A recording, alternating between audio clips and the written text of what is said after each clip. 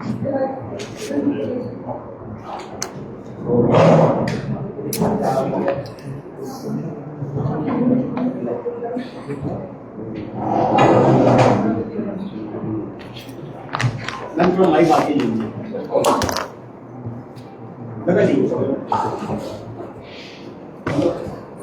You. आवाज़ आ रही है मेरी आप सबको? शुरू करें।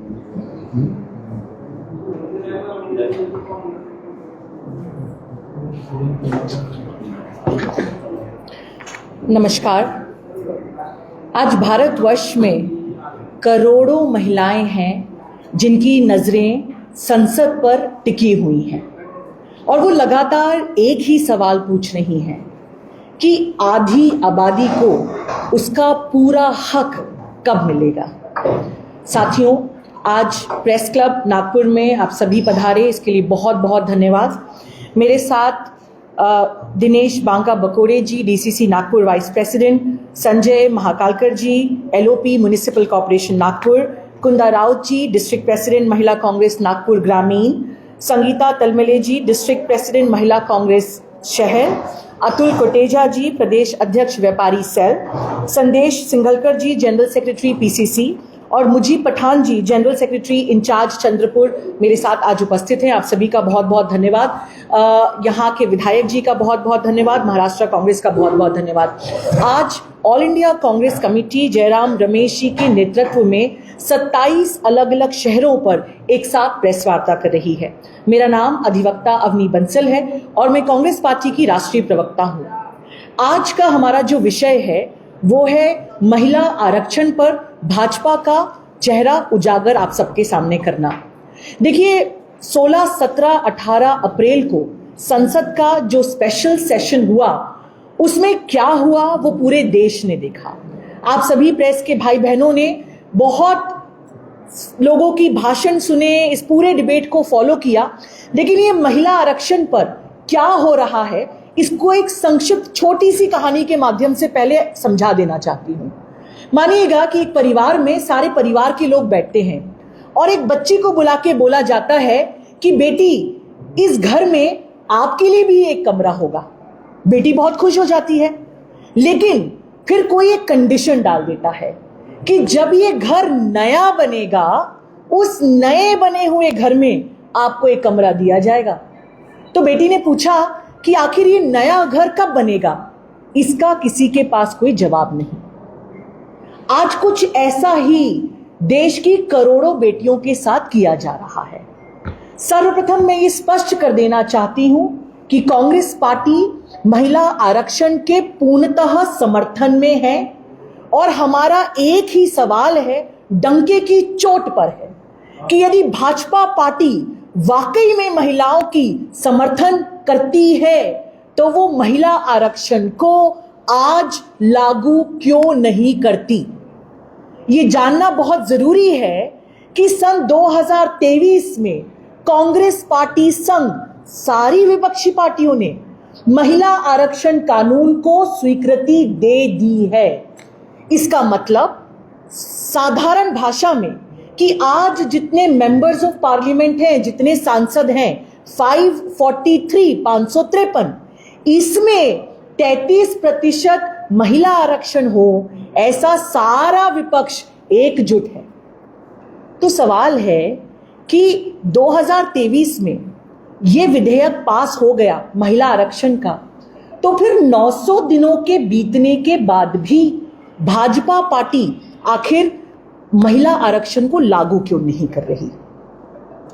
अब 16, 17, 18 अप्रैल को अचानक से भाजपा एक स्पेशल सत्र बुलाती है और कहती है कि यदि संसद में सीटें बढ़ेंगी 840 तो ही हम 33% रिजर्वेशन लागू करेंगे।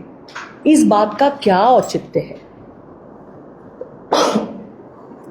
एक दूसरी बात समझिएगा, जहां तक सेंसस की बात है, कानून और हमारा संविधान साफ कहता है कि जनगणना सेंसस हर 10 साल में होनी चाहिए।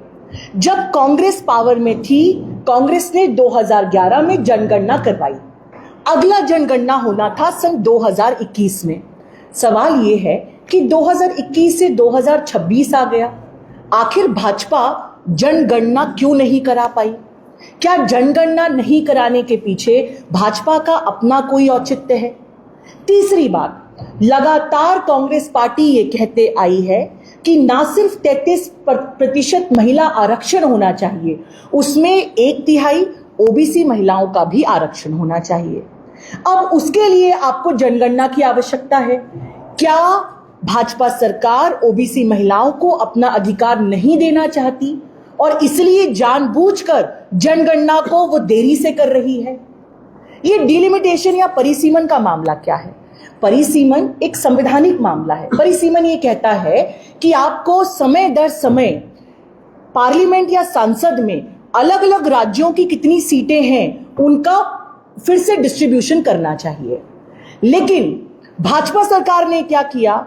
भाजपा सरकार ने जनगणना नहीं कराई, सेंसस नहीं कराया, जनसंख्या नहीं देखी और संसद का हाथों हाथ जब दो बड़े बड़े राज्यों में चुनाव चल रहा था, तमिलनाडु और पश्चिम बंगाल, इस चुनाव के बीच में एक स्पेशल सत्र बुला के ये कहा गया कि हम परिसीमन करेंगे। परिसीमन किस आधार पर करेंगे, इस बात पर कोई सफाई नहीं थी। और जितने भी साउथ इंडियन स्टेट्स हैं, कर्नाटका, केरला, तेलंगाना, आंध्र प्रदेश, इन सभी ने मिलकर बोला कि हमारा ये डर है कि पिछले 15 से 20 सालों में जहां एक तरफ हमने अपनी जनसंख्या को सीमित करा है, स्टेबल किया है, वहीं नॉर्थ इंडियन स्टेट्स में जनसंख्या बढ़ती ही गई है। अब यदि आप बिना किसी फॉर्मूले को ध्यान में रखकर पार्लियामेंट में सीटें बढ़ाएंगे तो एक तरफ उत्तर प्रदेश की 80 की बजाय 160 सीटें हो जाएंगी और केरला की 20 के कंपैरिजन में 30 सीटें हो जाएंगी। हम सब ये बात जानते हैं कि संसद में absolute power is not everything, it is also proportional power, relative power.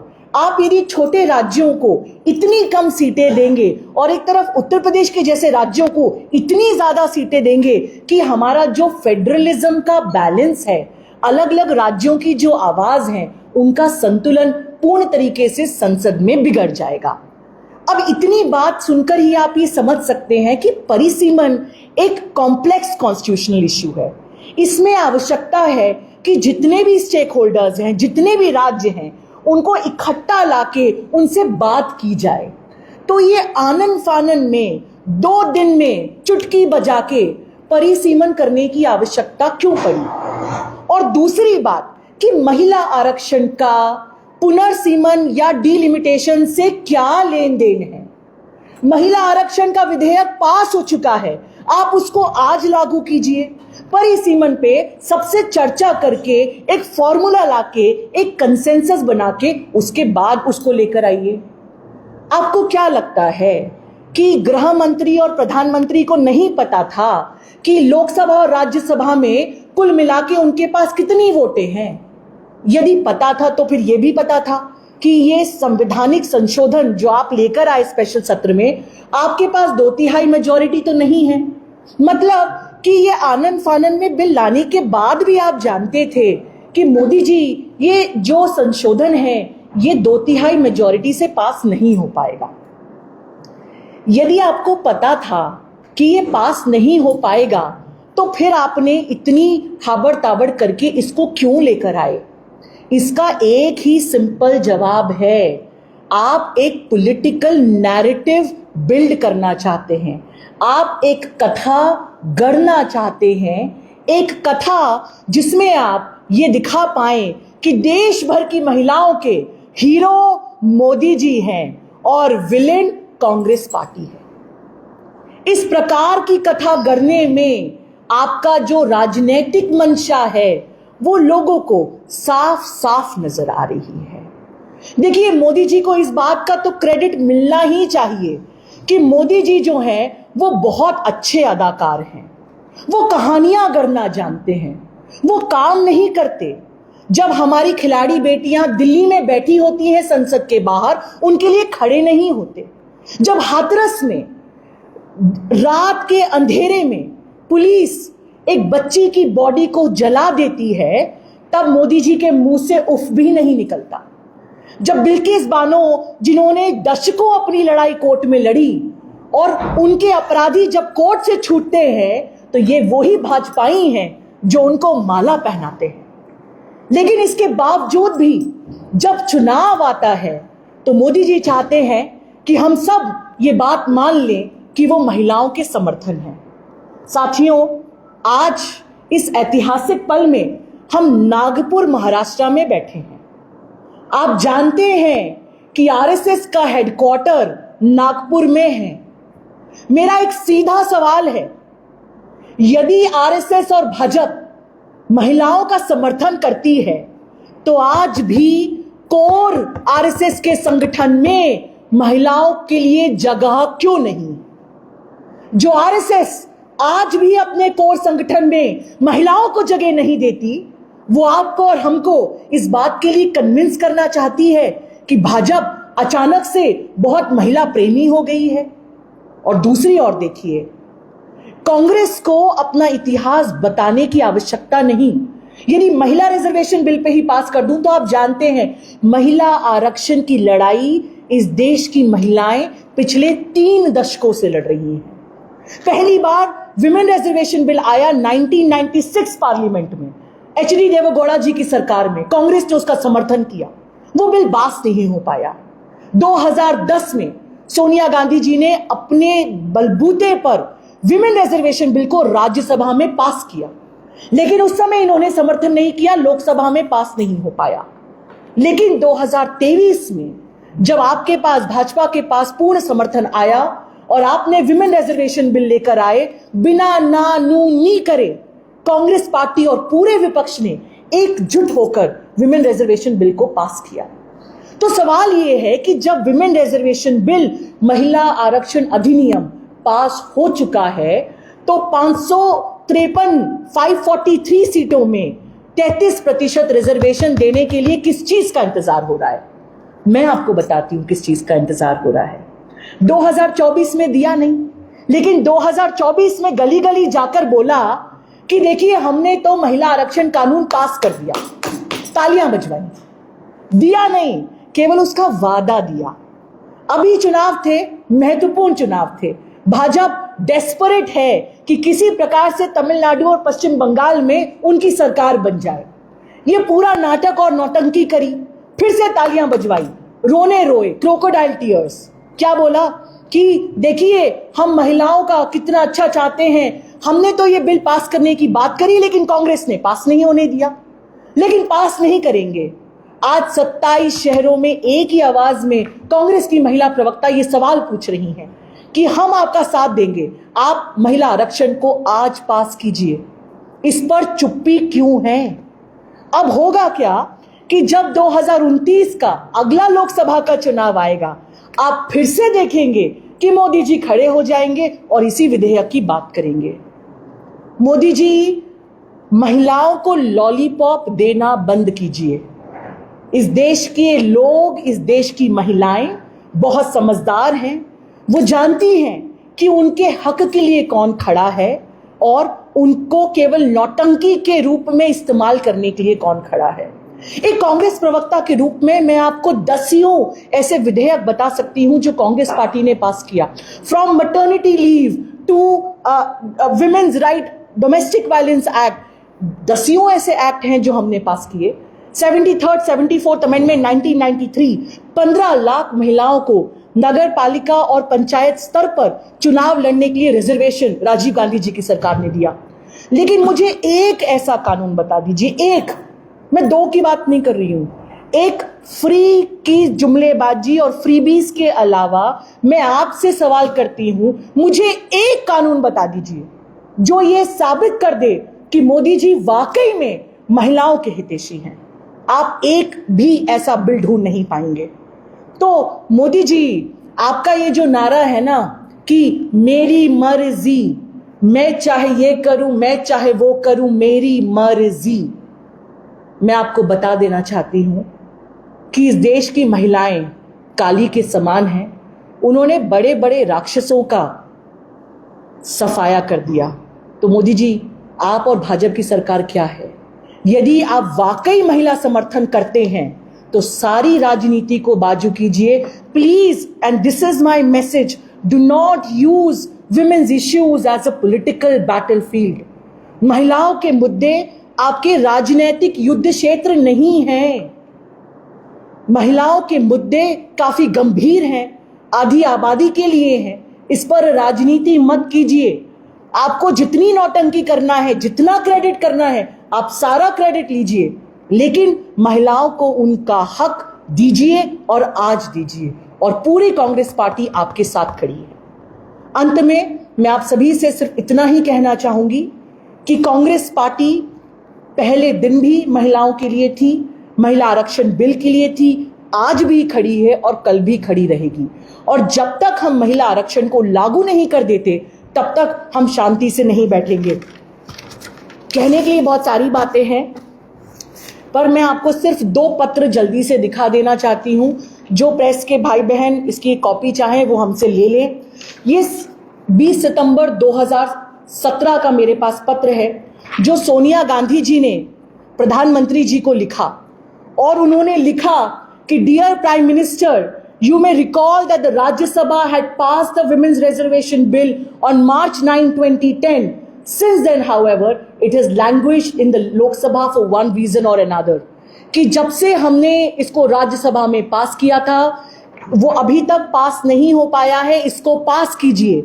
मतलब सोनिया गांधी जी ने पत्र लिखा है 2017 में, मतलब 2017 से लगातार इस चीज की मांग की जा रही है।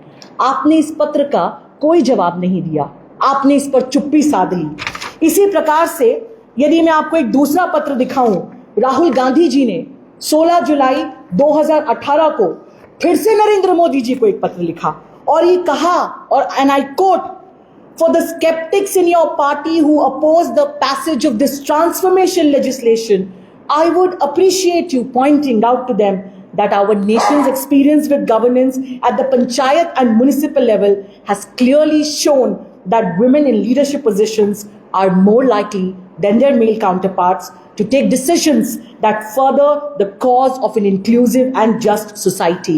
ये पूरा एक पत्र लिखा राहुल गांधी जी ने नरेंद्र मोदी जी को, और फिर से उनसे मांग करी कि महिला आरक्षण पर पूरा विपक्ष, पूरी कांग्रेस पार्टी आपके साथ है, आप इसको तुरंत पास कीजिए।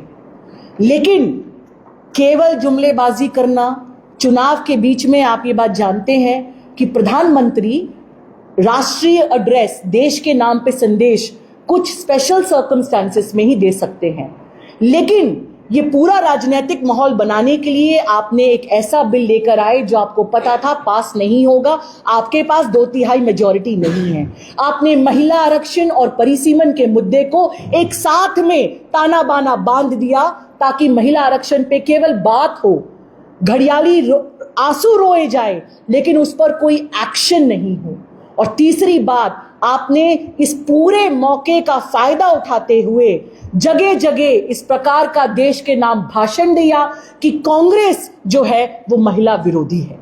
लेकिन इस देश में जो स्लोगन है, जो नारा है, वो है सत्यमेव जयते, कि सत्य परेशान हो सकता है, लेकिन जैसे हमारे नेता राहुल गांधी जी कहते हैं कि सत्य परेशान हो सकता है, सत्य पराजित नहीं हो सकता। तो आज पूरे नागपुर कांग्रेस और महाराष्ट्र कांग्रेस के सहयोग के से ये जो आज आपसे बातचीत हो रही है, मैं आपसे सिर्फ एक ही निवेदन करूंगी कि कांग्रेस, भाजपा, विपक्ष सभी को दूर रख दीजिए। ये महिलाओं की बात है, ये गंभीर बात है। हम सबके घर में एक बेटी है जो हम चाहेंगे कि कल यदि वो चुनाव लड़ना चाहे तो वो संसद तक का सफर तय कर सके। यदि आप चाहते हैं कि आपकी बेटी भी एक दिन इस देश की प्रधानमंत्री बनने का सपना देख सके, आपकी बीवी भी अगले चुनाव में लड़ सके, तो मेरा सिर्फ हाथ जोड़कर ये निवेदन है कि भाजपा का ये जो घमंड है कि हम कोई भी कहानी गढ़ेंगे, कोई भी कथा गढ़ेंगे और मीडिया हमारे हिसाब से चला देगी, मेरा इस मुद्दे पे आप सभी भाई बहनों से हाथ जोड़कर नमन है कि इस मुद्दे पर कांग्रेस की जो सही बात है, विपक्ष की जो सही बात है, और पॉलिटिक्स छोड़िए, महिलाओं की जो सही बात है, उसको घर घर ले जाने में हमारी मदद कीजिए। बहुत बहुत धन्यवाद, आप सब यहाँ पर आए। आपके कोई भी सवाल हैं तो हम आपके सवाल देने के लिए तैयार हैं।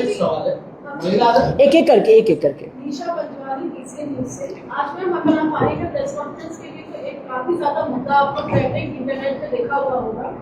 राहुल गांधी जी के काफी करीबी माने जाते हैं पप्पू यादव जी। महिलाओं के लिए एक तरफ संसद में आरक्षण बिल के लेकर बात हो रही है, वहीं दूसरी तरफ उनका ये बयान सामने आया है कि 90% महिलाओं को राजनीति में पुरुषों के कमरे से होकर गुजरना पड़ता है। आप एक अधिवक्ता भी हैं, महिला हैं, नेता हैं, आप इसे किस तौर से देखते हैं? देखिए, मेरा जो घर है वो हरदा मध्य प्रदेश है। आज सुबह सुबह मैं हरदा मध्य प्रदेश से आई 5 घंटा गाड़ी से। मेरे परिवार में कोई राजनीति में नहीं है। मैं राहुल गांधी जी के साथ कन्याकुमारी से कश्मीर पैदल चली। आज मैं राष्ट्रीय प्रवक्ता हूँ। मैं आपको ये बात बता सकती हूँ कि हरदा से मैं ऑक्सफोर्ड और हार्वर्ड वकालत की पढ़ाई करने गई। जब मैं दिल्ली वापस आई और मैं सबसे पहले यूथ कांग्रेस में गई, यूथ कांग्रेस में मुझे कहा गया कि आप अच्छा बोलती हैं, आप अधिवक्ता हैं, लेकिन आप पहले सही लेवल से स्टार्ट करिए, कंपटीशन में पार्टिसिपेट करिए। नेशनल टैलेंट हंट में मैंने पार्टिसिपेट किया, ऑल इंडिया रैंक 1 हिंदी और इंग्लिश लेकर आया, उसके बाद मैं प्रवक्ता बनी। तो आज की जो कांग्रेस है ये एक ऐसी कांग्रेस है जहां पे मुझे लगता है कि जितने भी यंग लोग हैं, यदि उनमें मेरिट है, उनमें यदि जज्बा है, तो वो नीचे से स्टार्ट कर भी अपना रास्ता तय कर सकते हैं। तो मुझे ऐसा लगता है कि केवल एक कांग्रेस पार्टी है। भारत जोड़ो यात्रा में हमने देखा, अभी कंगना रनावत जी का एक बयान आया था कि कैसे राहुल गांधी जी के साथ अनकंफर्टेबल लगता है।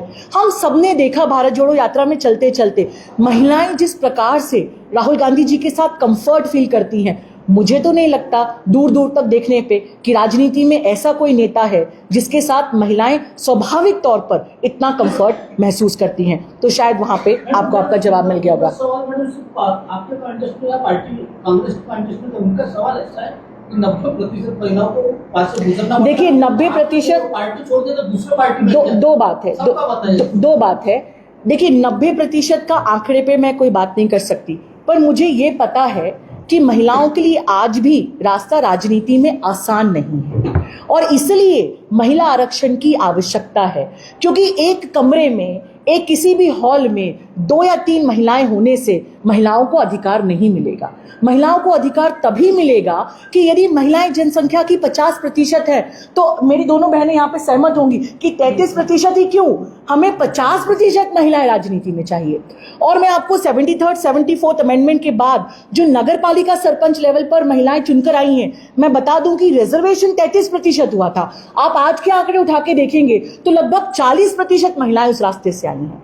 पप्पू यादव जी कांग्रेस पार्टी को समर्थन करते हैं। देखिए मैं पप्पू यादव जी पे कमेंट नहीं करना चाहती। मैं ये कहना चाहती हूं कि महिला आरक्षण का मुद्दा एक कांग्रेसी महिला, एक भाजपाई महिला का नहीं है, एक जर्नलिस्ट महिला, एक वकील महिला का नहीं है, एक अवनी बंसल, एक आपका नहीं है। महिला आरक्षण का मुद्दा इस देश की सारी महिलाओं का है और इसलिए कौन व्यक्ति इस पे राजनीति कर रहा है और कौन हकों की मांग कर रहा है, ये आप लोगों की जिम्मेदारी है कि आप इस संदेश को लोगों तक लेकर जाएं। और कोई सवाल? एक सेकंड आप एक सेकंड।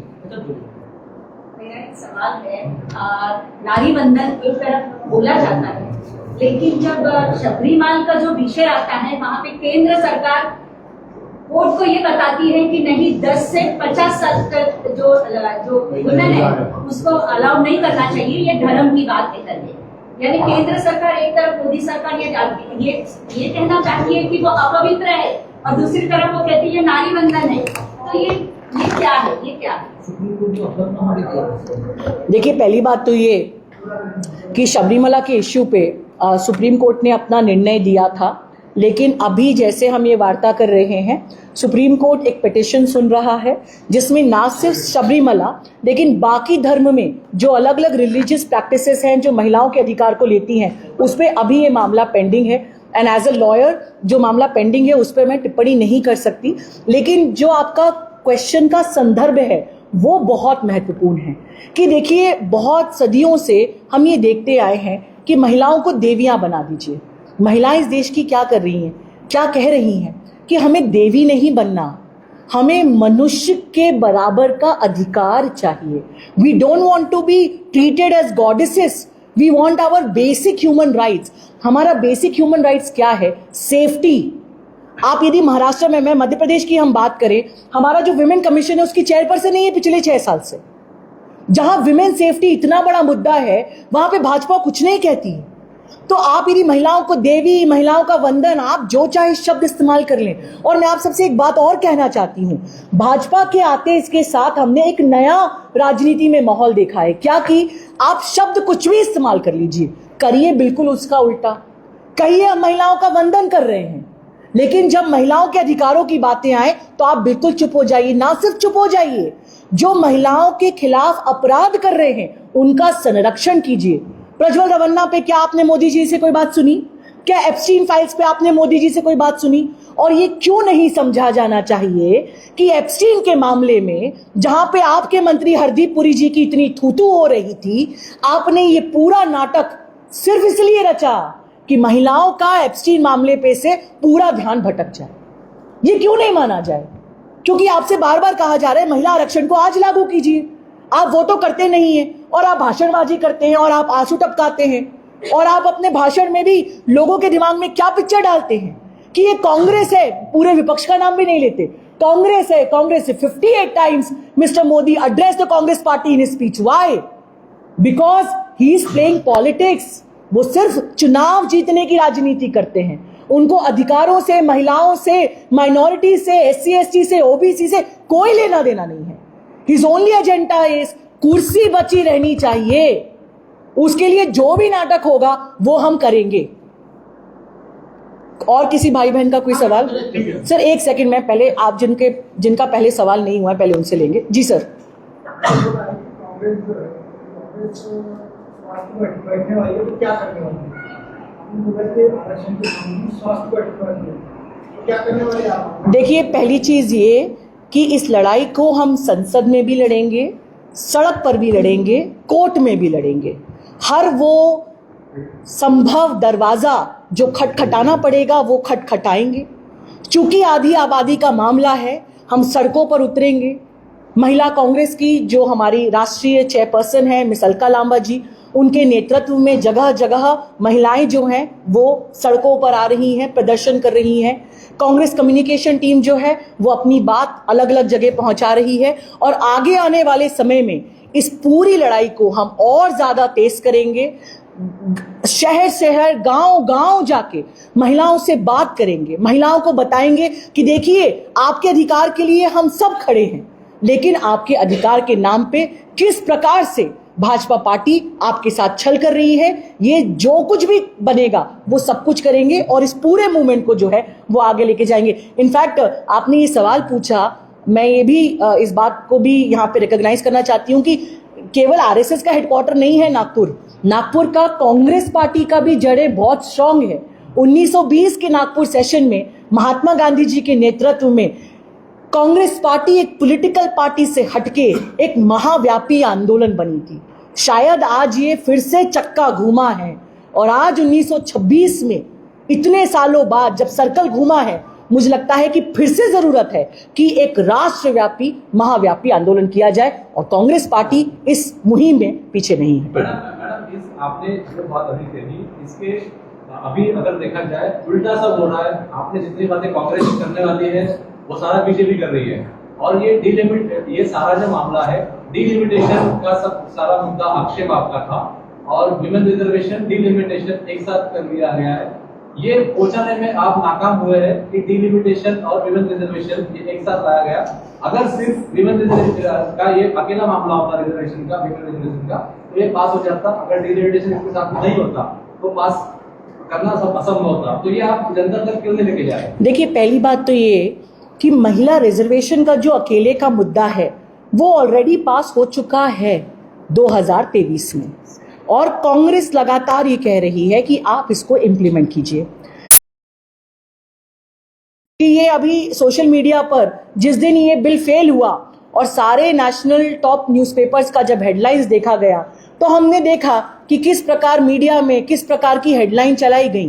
तो ये सवाल आपका मेरे से होने की बजाय मेरा आपसे है हाथ जोड़ के निवेदन कि आपका ये रिस्पॉन्सिबिलिटी है कि इस मुद्दे पर जो सही पक्ष है वो लोगों तक पहुंचे। और मुझे तो विश्वास है कि क्योंकि ये मामला कोई और राजनीतिक मामला नहीं है, बाकी राजनीतिक मामलों में समझ में आता है, सबका अपना अपना एक इंक्लिनेशन होता है, लेकिन मीडिया यदि अपना फोर्थ पिलर ऑफ डेमोक्रेसी का रोल अच्छे से निभाएगी तो मुझे इस बात पर 100% विश्वास है कि लोग समझेंगे कि वाकई में महिला आरक्षण के मुद्दे पर क्या हो रहा है। परिसीमन पर थोड़ा परिसीमन पे आपने जो बताया, परिसीमन में तो संसद में बोला गया है कि 50% सभी राज्यों को दे रहे, उसमें क्या है मैडम? देखिए, आपने बहुत अच्छा पॉइंट कहा कि संसद में कहा गया कि 50% जो है वो सीटें बढ़ाएंगी। मेरा आपसे सवाल है, क्या आपने बिल की कॉपी पढ़ी है सर? नहीं सर, मेरा सबसे सवाल है कि क्या हमने किसी ने भी बिल की कॉपी पढ़ी है?